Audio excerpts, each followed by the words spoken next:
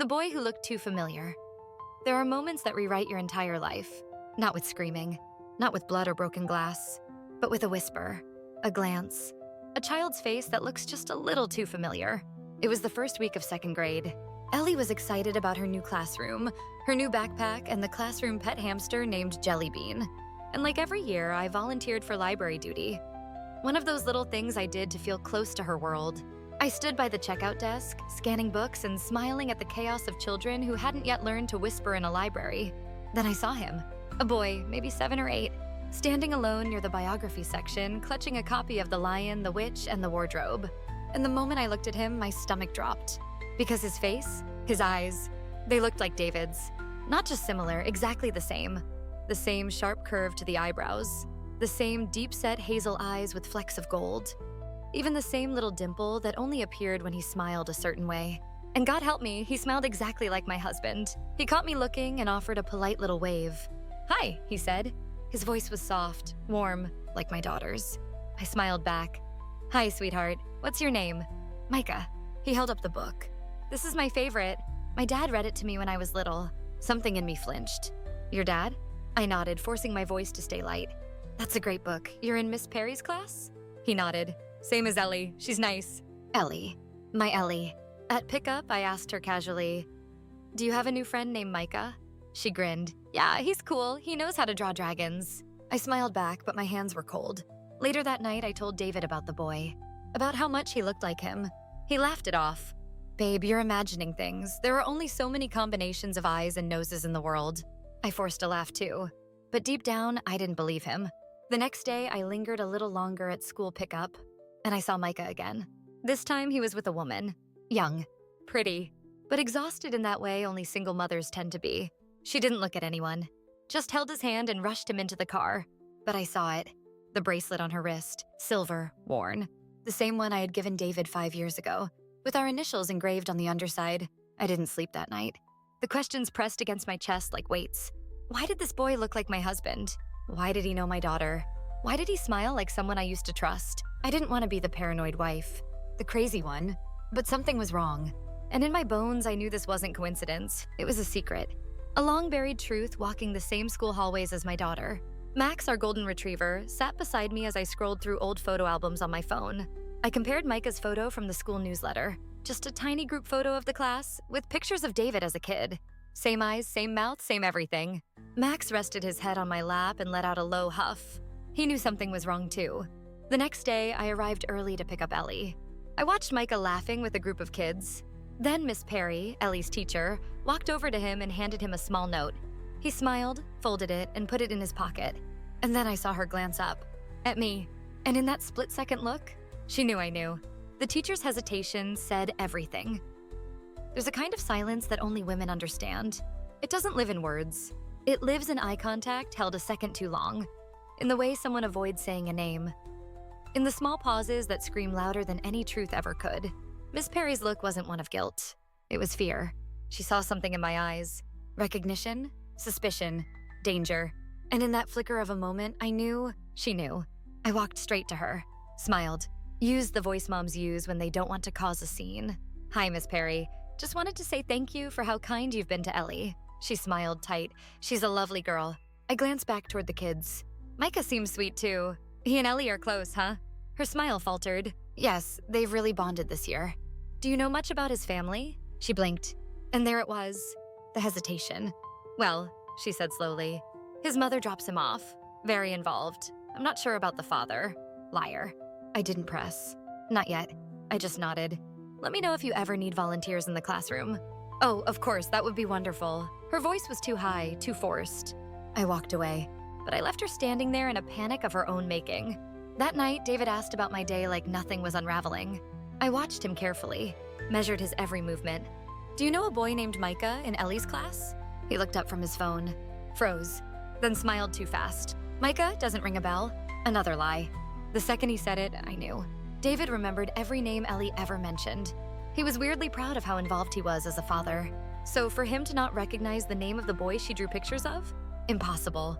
I looked down at my plate, picked up my fork. "He looks a little like you." He laughed nervously. "That's random." Same eyes, same smile, dimple in the same place. He shifted in his seat. That could be anything. I saw his mom too. She wears a bracelet just like the one I gave you, with our initials. He said nothing, not a single word. Just chewed his food like it didn't taste like guilt. Later that night, I couldn't sleep. I sat in bed scrolling through old class newsletters from the school website. There he was again. Micah, always close to Ellie. In every group photo, at every field trip, always there. Like a ghost of something I was never supposed to see. I thought about asking the school for more information, but I knew I'd get stonewalled. Privacy policies, boundaries, rules that didn't apply when the person breaking them was my own husband. So I changed tactics. The next morning, I packed Ellie's lunch as usual, but I tucked a note inside. Ask Micah what his dad's name is. I hated myself for it, but I needed the truth. And sometimes the truth comes from innocent mouths. That afternoon, Ellie climbed into the back seat with glitter on her cheeks and a juice box in her hand. I waited. She pulled out the note, smiled. Micah says his daddy's name is David too. Isn't that funny? The air left my lungs. Max in the back seat let out a low growl. I didn't respond. Couldn't. I just drove home in silence. A silence that didn't ask for confirmation anymore. It already knew. I tucked Ellie in that night, kissed her forehead, and turned off the light. Then I walked to the kitchen, poured myself a glass of wine, opened David's desk drawer, and pulled out our marriage license and the envelope that held Micah's birth certificate, which I had quietly requested from the school office under the guise of a volunteer background check. David's name was on it. Father, David Ethan Calloway, my husband, my daughter's father, and now officially, someone else's. You expect betrayal to come with fireworks, a fight, a door slammed, screaming, denial, but sometimes it comes from the softest voice in your life. From a child sitting cross-legged on the floor, coloring clouds and sunshine. From a daughter who's only just begun to understand how families work and how they fall apart. It was a Sunday afternoon. Ellie was in the living room, building a cardboard castle for her stuffed animals. I was on the couch trying to look casual while pretending I wasn't spiraling inside. Max lay under the coffee table, head resting on his paws, watching her every move. She was humming, carefree, untouched by the storm swirling just beyond her paper towers. Then she said it, out of nowhere, without warning. Mommy, did you know Micah has daddy's eyes? I froze. My coffee turned cold in my hands. I turned slowly. She looked up, totally innocent. His eyes, they're just like daddy's, and he even smiles the same way. Miss Perry says they both have a dimple. I stared at her, at the way her hair curled around her cheek, at the way she smiled when she talked about him. And guess what? His dad's name is David too. Isn't that silly? My heart cracked, right there on the living room rug, because Ellie had no idea what she was saying, no idea that every word was a knife. Not because of her, but because of him. I took a slow breath. Do you like Micah? She nodded eagerly. He's really nice, and he's super good at math, better than me. I reached for her hand. Sweetheart, has he ever said anything about where his dad lives? She shook her head. Nope, but he said he saw Daddy at the parent-teacher night. I didn't see him there, though. Was Daddy there? My stomach turned. No, honey, Daddy had to work that night. She blinked. But Micah said Daddy talked to Miss Perry for a long time. He said she gave him a hug. And just like that, the last puzzle piece clicked into place. David wasn't just hiding a secret. He was showing up for it. Behind my back, in front of our daughter, pretending to live two lives that could never collide. But they had, right here, in a second-grade classroom. Ellie kept talking. Sometimes Micah says stuff that sounds like Daddy. Like he says, hey, squirt, just like Daddy does. Isn't that funny? I smiled, but my lips trembled. Because it wasn't funny. It was tragic. I excused myself, went into the bathroom, locked the door, and cried. Silently. Ugly. Quiet sobs into the hand towel. Max lay just outside the door, like he always did, as if even he knew I needed guarding now. That night, I tucked Ellie in like I always did. Brushed her hair back, kissed her forehead, told her I loved her. Then I sat in the dark with Max at my feet and whispered, I think my daughter just told me the worst truth I've ever heard. The next morning, I watched David get ready for work. Buttoning his shirt, tying his shoes. So casual, so calm. Like the foundation under our lives wasn't cracking one memory at a time. I walked into the kitchen and set a cup of coffee on the table. He looked up, smiled. Thanks, babe. Micah has your eyes. The words landed like a slap. He froze. Didn't blink. Didn't swallow. Didn't breathe. I stared him down. And your smile, and your dimple, and your name. He stood there, jaw tight. Then he whispered the word I was both expecting and terrified to hear. Please, let me explain. The day I checked the birth certificate, people say the truth sets you free. What they don't say is this: before it frees you, it burns everything you've ever built. I couldn't sleep after David said those words. Please, let me explain. No denial, no shock. Just a soft whisper that smelled of guilt and unfinished apologies. I didn't answer him, didn't ask what he meant, because I already knew. And now I needed proof. The next day, I called the school under the pretense of completing volunteer paperwork.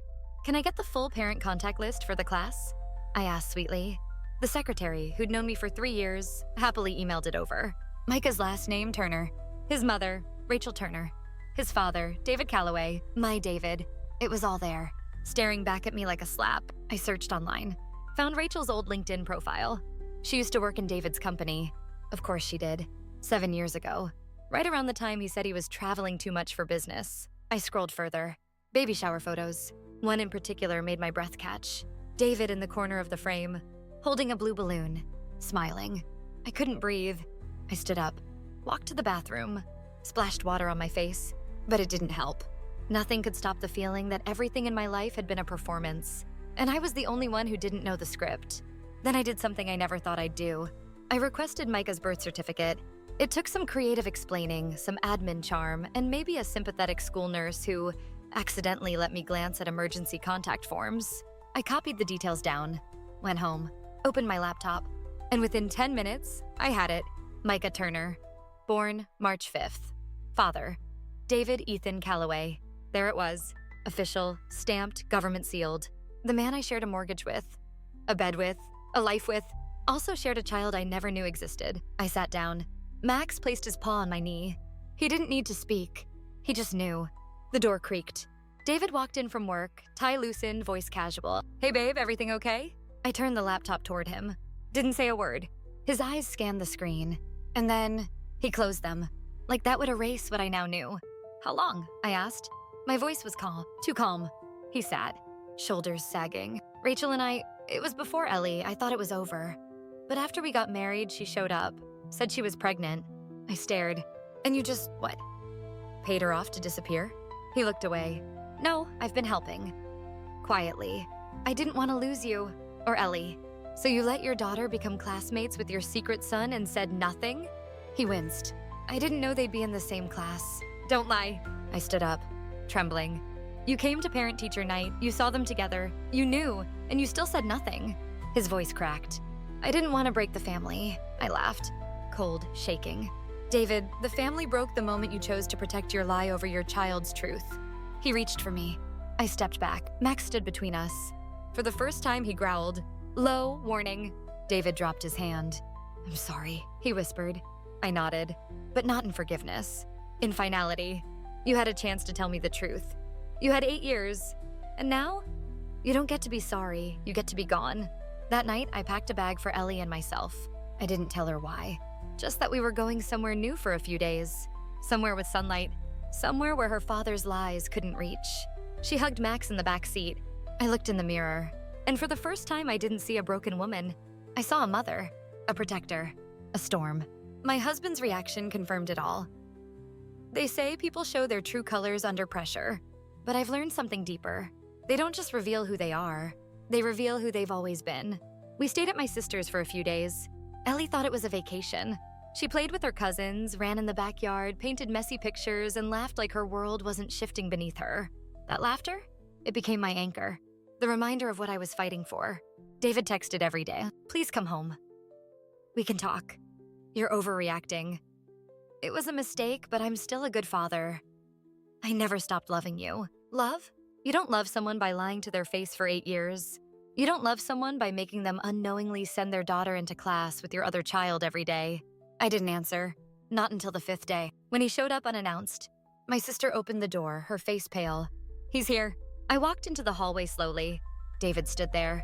Wrinkled shirt, rings under his eyes, flowers in one hand, desperation in the other. Emery, he began. I didn't let him finish. You had a son. You let our daughter grow up next to him like they were strangers. You had 8 years to come clean. His lips trembled. I didn't know how. No, David, you didn't want to lose your comfort, so you made me live a lie. He stepped forward. I still want this, our family, I can fix it. I blinked slowly, then asked, do you remember the night I was in labor with Ellie? His eyes darted. Of course I do. You left the hospital for 4 hours. You said you had an urgent client call. Silence. Tell me the truth. Did you leave me while I was giving birth to go see her? He looked at the ground, didn't speak, and that was the only answer I needed. My hands went cold. My heart? Strangely steady. While I was screaming on a hospital bed, you were with the woman you got pregnant first. He tried to protest. I went for Micah. He was sick. I didn't want him to feel... Don't! I snapped. Max, lying behind me, let out a growl. Don't you dare act like this was some noble sacrifice. You left me. You left her. And you left us. He dropped the flowers. They hit the floor like a bad punchline. He looked defeated, but not sorry. Not really. Just sorry he got caught. I want to be in Ellie's life, he said quietly. Then you'll earn it, under supervision, and on my terms. His eyes flared. This is ridiculous. She's my daughter too. No, she's a child, and children deserve protection from people who can't even protect their truth. He turned, stormed out without another word. And in that moment I knew he had never planned to come clean, only to control the fallout. Later that night, Ellie asked if Daddy was still mad. I held her close. No, sweetheart, but Mommy's not mad either. Mommy's just done. I opened my laptop, typed up an email to a family lawyer. Subject line, custody, and a future without lies. When my daughter asked if I loved him less, it was one of those slow, quiet evenings. The kind where the house is filled with warm light and soft sounds. A distant cartoon playing on low volume. The gentle scratching of Max's tail against the floor. The clink of a spoon stirring hot cocoa. It almost felt normal. Almost. Ellie sat at the kitchen table, her tiny feet swinging under the chair. She had a marshmallow mustache and was giggling at her own reflection in the spoon. I smiled watching her. Moments like that felt like little life rafts, small floating pieces of peace in an ocean of broken truths. Then she stopped, put her spoon down, and looked at me. Those big, honest eyes suddenly serious. Mommy, do you love Daddy less now? I froze. A million answers rushed to my tongue. None of them felt right. Because how do you explain to a child that love isn't always enough? That sometimes love dies quietly in the corner while lies eat dinner at your table? I knelt beside her chair, brushed a crumb from her cheek, held her gaze. Why do you ask that, baby? She fiddled with the hem of her shirt. Because you look sad when we say his name. And you don't hug him anymore. And Max growled at him. I smiled softly. Max really had become the emotional compass of our home. I took a deep breath. Not to calm myself, but to tell the truth. The kind that didn't hurt more than it had to. Sweetheart, when someone hurts us, it's okay to feel differently about them. She nodded slowly. So you don't love him anymore? I hesitated, then said something I had never said out loud before. I loved who I thought he was, but now I love you more than anything. And that means I have to protect our hearts. Even if it means loving someone differently. Ellie looked thoughtful, then whispered, Micah said his mommy cries a lot too. My heart squeezed. Do you talk to him about it? She nodded. Sometimes. He said he knows about Daddy being his daddy, but he said Daddy told him it's a grown-up secret. I didn't tell him it's not a secret anymore. Her voice was soft, almost guilty, like she had broken some unspoken rule. I wrapped my arms around her, held her tight. You didn't do anything wrong. This isn't your secret to carry, she sniffled. But it's heavy. Tears welled in my eyes. I know, baby, and I promise Mommy's going to carry it for both of us until it's gone. That night, I lay in bed watching the ceiling fan spin. Max lay across the foot of the bed, Ellie tucked under my arm. I thought about all the versions of David I had loved. The man I met, the man I married, the father I thought he was. They all felt like strangers now. Characters in a play that had ended without a curtain call. I whispered into the dark. Yes, Ellie, I love him less, but I love us more. And somehow that was enough. The meeting with his other mother, I didn't want to meet her, not out of hate, but because I wasn't sure I could look at the woman who knew what I didn't. The woman who held a part of my husband's life I never got to see. A woman who had once perhaps loved him too, or maybe still did. But I had to. Not for closure, not for confrontation, but for the children. 2 innocent kids caught in the wake of one man's cowardice. I asked to meet at a small coffee shop near the school. Neutral ground, somewhere public enough to keep the tension civil. Private enough to say what needed to be said. I sat by the window, Max at my feet. He hadn't left my side in days. Like he knew this meeting mattered. She arrived 10 minutes late, nervous, holding a scarf tight around her neck even though it was a warm day. Rachel Turner, Micah's mother, the other woman. She spotted me and walked over slowly. Her smile was tight, fragile. Emery? I nodded. She sat down. Neither of us spoke at first. Just 2 women, connected by a man who had unraveled our lives in different directions. She broke the silence. I didn't expect to ever sit here with you. I stirred my tea. I didn't expect to find out my husband had another child through a crayon drawing and a school newsletter. She winced. I didn't know Micah would end up in Ellie's class, I swear. I looked her in the eyes. But you knew about me, didn't you? She hesitated, then nodded. I knew you existed, but I didn't know the timeline. David never told me you were married when Micah was born. I studied her. She looked tired, not malicious, just worn. So what did he tell you? She swallowed hard. That you were an ex. That he wasn't sure what he wanted. That he'd figure it out. I almost laughed. He told me Rachel was someone from the past who wouldn't let go. Said he was just trying to be a good guy and support her kid. Her face fell, and in that shared pain, something softened between us. I sighed. I'm not here to blame you, or fight. I'm here because our children share a classroom, and they've been forced into something neither of them asked for. She nodded quickly, grateful. Micah loves Ellie. They're close. He told me she makes him laugh when he's sad. My heart tugged. They were just kids. No secrets, no lies, just friendship born of innocence. He knows David is his father, I asked. She nodded. Since he was 5. Ellie found out 2 weeks ago, but not from us, from a drawing. From your son saying they have the same daddy. Rachel blinked back tear. I never meant to confuse her. I didn't know how to tell a child that she's living in a half-truth. I looked at her for a long moment. We both didn't know, because we were both told to stay quiet. Silence settled between us. But this time it wasn't heavy. It was shared. She reached into her purse and pulled out something small. A photograph. It was of Micah as a baby. David holding him. Same smile. Same arms that once held Ellie. I kept this because it was the only time I thought he'd choose us. Rachel whispered. I nodded slowly. He never chose anyone, just himself. I stood up. She did too. I looked her in the eyes and said what I needed to say. I'm going to raise my daughter with honesty, no matter how hard it is. I hope you'll do the same for Micah. They deserve better than we got. She nodded, tears streaming silently. They do, but the school knew all along it started with an email. From the school counselor. Polite, formal, unassuming. Mrs. Calloway, I would love to set up a time to discuss how we can support Ellie through her current transition. A kind offer, right? Except I never told the school anything. Not about David. Not about the affair. Not about the shared child in the classroom next to mine. So how did they know? I responded with a single sentence. Who told you there was something to support her through? They didn't reply. Not that day, not the next. Instead, 2 days later, I got a call from the principal's office. I was asked to come in for a chat. The principal, Mrs. Henley, was a sharp woman. Blazer always buttoned.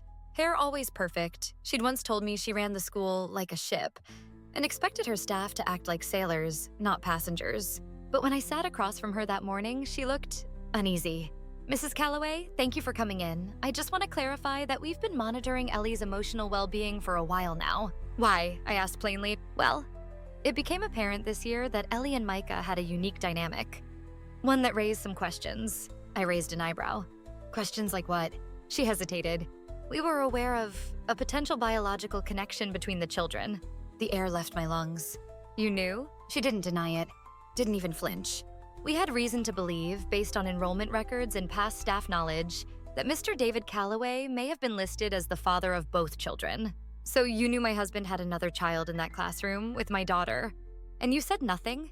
We weren't in a position to confirm the details without violating confidentiality. I stood up. You let them sit side by side, share books, trade lunches, and you said nothing? She stood too. We monitored their interactions. There was no harm done. You don't get to define harm. You don't know what it feels like for a 7-year-old to come home and say, Mommy, he has daddy's eyes. Miss Perry knocked gently and entered the room. I turned to her. She looked broken, ashamed. I should have told you, she whispered. I wanted to, but I was told not to get involved. Involved in what? Telling a mother the truth? Or preventing 2 children from becoming emotional collateral?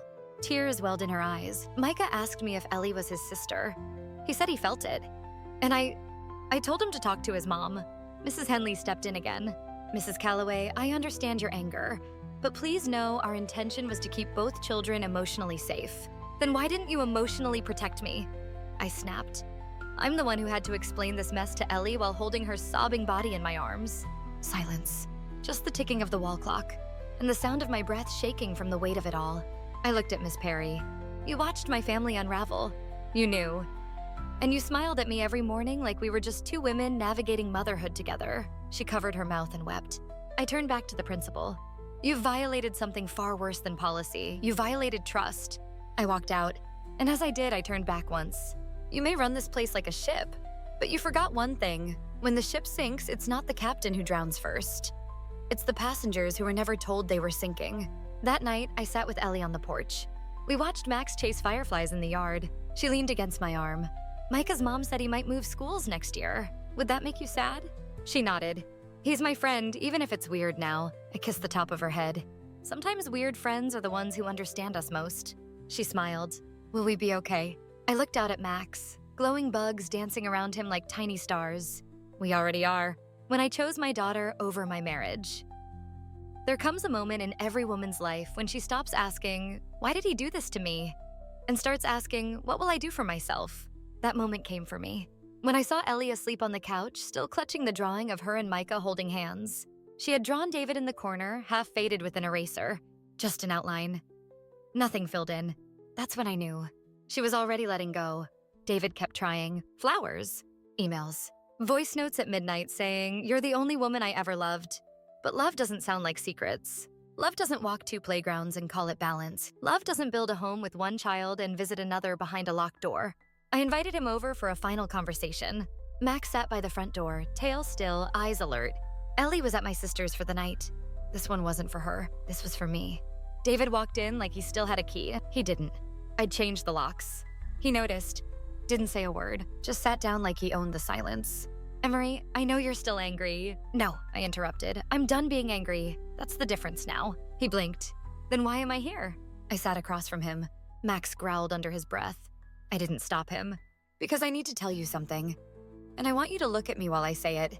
He leaned forward, waiting for the olive branch he thought he still deserved. "I choose her," I said. He frowned. "Who?" "Ellie, her peace, her stability, her childhood, free from twisted definitions of love." He opened his mouth. I raised a hand. "I choose mornings without tension, bedtimes without forced smiles. I choose never having to explain to my daughter why her father lied for nearly a decade." He swallowed, but didn't interrupt, because this time he couldn't. "I choose a life where the word family means safe, not secret." "So what, you're filing for divorce?" he said. I stood. "I already did." He stared, like it had just occurred to him that the world he built on lies was collapsing. "Emery, I made a mistake." I smiled. "No, you made a child. Then you made 1,000 little choices to hide him. And then you stood in our daughter's school like a stranger, while your 2 children sat side by side and wondered why their daddy didn't make sense." He stood too. "I can change." "No," I whispered. "You can't. Because changing would mean being honest. And you never once chose honesty when it mattered." Max barked once. David looked down, startled, then back at me. "Can I still see her? We'll do it legally. With therapy, with boundaries. Because I don't trust you with her emotions the way I used to trust you with mine." He walked out. Didn't slam the door, didn't beg, just left. And for the first time since this all began, I didn't cry. I poured a cup of tea, turned off the lights, sat beside Max and whispered, "I chose her, and I finally chose me." The next day, Ellie came home with a sticker on her hand. Star of the week. She beamed. "Miss Perry said I'm strong and kind." I knelt down.